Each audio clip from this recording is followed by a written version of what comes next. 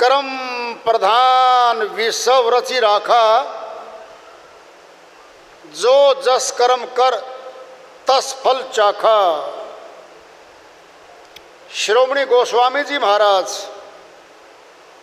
श्री रामचरितमानस में इस संसार का, मनुष्य तन का बहुत ऊंचा सार बता रहे हैं। कर्म प्रधान विषव रचि राखा, विषव की रचना करते ही कर्म को ऊपर रख दिया, कर्म को प्रधान बना दिया।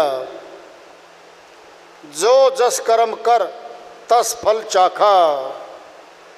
मनुष्य तन कर्मयोनि है, बाकी 84 के तन पितर आदि देव आदि तीनों लोक भोग योनियां हैं। वैकुंठ भले हो, तीनों लोक पुनरावृत्ति में आते हैं और तीनों लोक भोग योनियां हैं। कर्म के फलों का भोग मिलता वहां तक। ये कर्म का फल मिलता है, मिलता ही रहेगा। अटल नियम है यहाँ का। मनुष्य तन में कर्म बहुत ज्यादा करते हैं हम, मनुष्य तन में भोगते बहुत कम है, बाकी जमा हो जाते हैं। आत्मा के अंदर अलग से एक कमरा है जिसमें सारे पुण्य और पाप कर्मों का लेखा जमा रहता है और उन्हीं कर्मों के प्रतिफल में आत्मा तो अजर अमर है, इसका तो न मरण है न नाश होता न ये नाशवान है।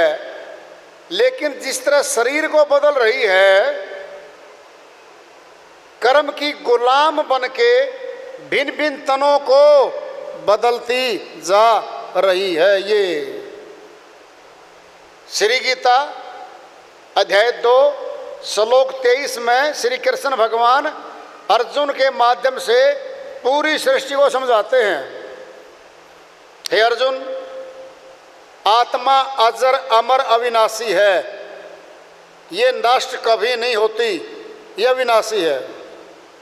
लेकिन हे अर्जुन, कर्मानुसार जिस प्रकार मनुष्य पुराने वस्त्रों को त्याग कर नए वस्त्र धारण करता है, ठीक इसी प्रकार आत्मा कर्मानुसार भिन्न भिन्न तनों को धारण करती चली जा रही है और आवागमन से बंधी चली जा रही है। कर्म की फांस डल गई आत्मा को, कर्म का कर्जा कह लो। पुण्य कर्म और पाप कर्म मुख्य 2 ही कर्म करती है आत्मा। मनुष्य तन कर्मयोनि है, बाकी तन कोई कर्मयोनि नहीं है। तमाम शरीरधारी भोग योनियों में बैठे हैं। कर्म का बहुत जबरदस्त कानून है यहाँ पे।